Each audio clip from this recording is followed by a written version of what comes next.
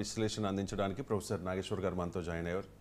నాగేశ్వర్ గారు నమస్కారం sir. Mudragada Padmanabham so వైసీపీలోకి వెళ్తారని ప్రచారం జరిగింది. కాపులు ఓట్లు చీల్చడానికి జగన్ కుట్ర చేస్తూ ఉన్నారంటూ ప్రతిపక్షాలు టీడీపీ జనసేన పార్టీలు ఆరోపించాయి. ఇప్పుడు ముద్రగడ జనసేన వైపు టర్న్ అవుతున్నట్టుగా ప్రచారం జరుగుతోంది సార్. నిన్న జ్యోతుల్ నెహ్రూ వెళ్ళి కలిశారు, అలాగే బొలిశెట్టి శ్రీనివాస్ కూడా వెళ్ళి కలిశారు. వైసీపీ నేత తోట త్రిమూర్తులు ఇంటికి వచ్చి మాట్లాడతానంటే నో కూడా చెప్పారట సార్. ఏ రకంగా చూడాలి ఇది? అన్ని పార్టీలు ముద్రగడను తమ వైపు తిప్పుకోవడానికి ప్రయత్నం చేస్తాయి. అందులో ముద్రగడ వైసీపీలో చేరితే టీడీపీ విమర్శిస్తుంది, మనం అదే ముద్రగడ టీడీపీలో చేరితే అభ్యంతరం లేదు. సో ఇప్పుడు ముద్రగడ నాయకుడు మంచివాడ చెడ్డవాడ పార్టీలు తెచ్చుకోవాలి. తమ పార్టీలో చేరితే మంచివాడు, వేరే పార్టీలో చేరితే చెడ్డవాడవుతాడా? సో ముద్రగడ పైన విమర్శలు చేసే హక్కు ఇప్పుడు ఏ పార్టీకి ఉంటుంది? అన్ని పార్టీలు ప్రయత్నం చేశాయి కనుక. అందువల్ల రాజకీయ పార్టీలకి ఏంటంటే కులము, నాయకునికి ఉండే గుర్తింపు, ఇవన్నీ కూడా ఎన్నికల్లో అస్త్రాలు.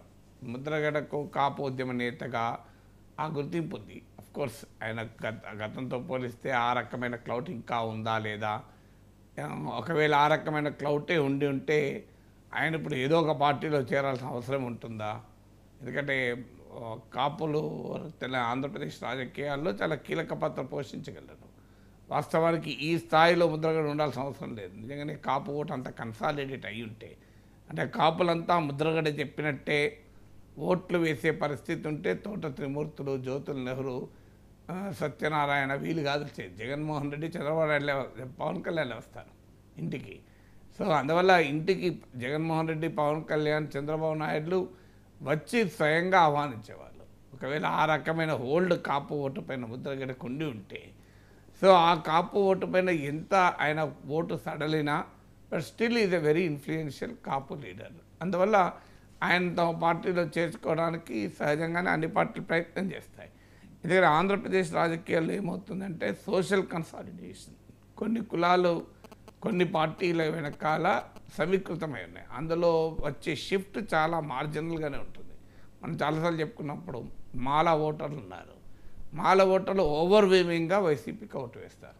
ఇప్పటికీ కూడా ఈ ఎన్నికలు కూడా వేస్తారు.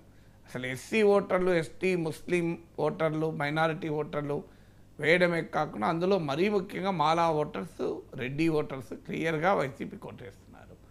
కమ్మ ఓటర్స్ టీడీపీ వెనకాల వేస్తారు. అలాగే అప్పర్ కాస్ట్ ఓటర్స్ అంటే non Kamma, non Reddy, upper caste, Brahmin, Vaishya ఈ ఓటర్లలో మెజారిటీ తెలుగుదేశం ఉంది. ఇది నేను ఏదో నా సొంత అభిప్రాయం చెప్పడం లేదు.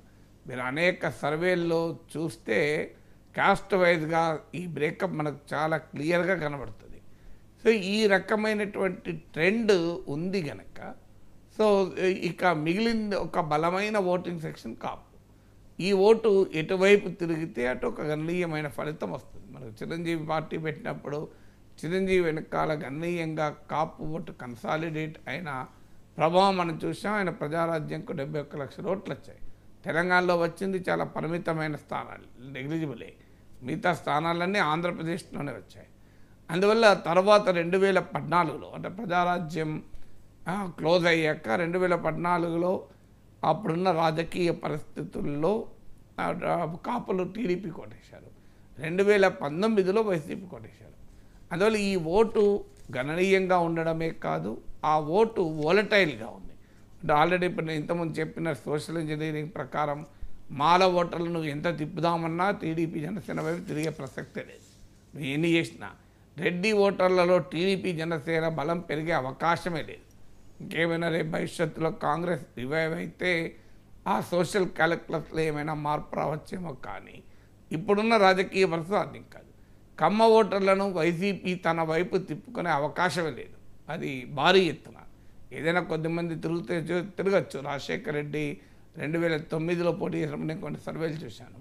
కమ్మాస్లో కూడా స్మాల్ ఫార్మర్స్ అంటే చిన్న రైతులు, సన్నకారు రైతులు రాజశేఖర్ రెడ్డికి ఓటేశారు, కాంగ్రెస్కి ఓటేశారు.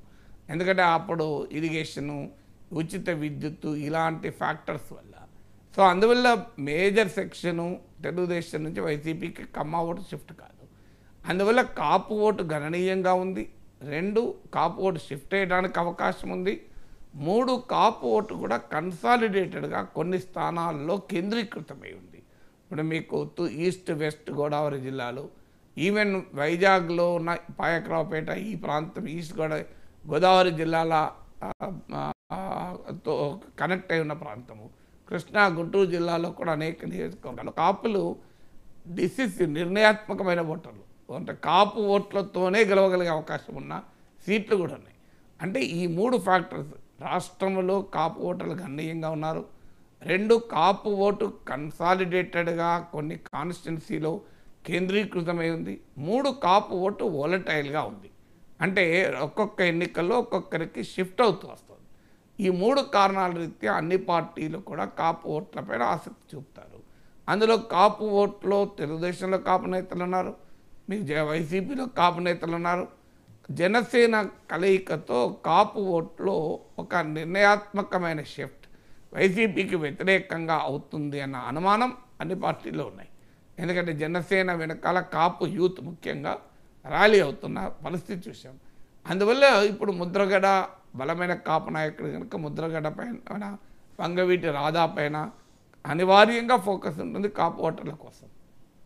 Right sir. అంటే ముద్రగడ పద్మనాభం మొదటి నుంచి కూడా కాపు రిజర్వేషన్ల అంశాన్ని